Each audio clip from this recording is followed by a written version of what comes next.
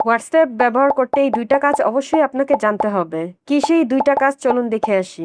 ভিডিওটা খুবই হেল্পফুল, তাই অবশ্যই শেয়ার দিয়ে রাখুন যাতে করে সবার উপকার হয়। যখন হোয়াটসঅ্যাপে কাউকে আপনি কোনো ছবি পাঠান তখন সেটা লো রেজুলেশনে চলে যায়।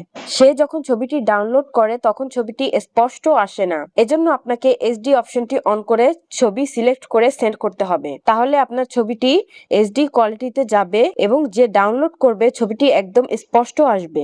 চলুন দেখা যাক কিভাবে এইচডি অপশনটি অন করতে হয়। প্রথমে নিচের এই আইকনটি ক্লিক করবেন, তারপর গ্যালারিতে ক্লিক করেন, আপনার ছবিটি চুজ করেন, এই এইচডি অপশনটি অন করেন, এবার সেন্ড করে দিন।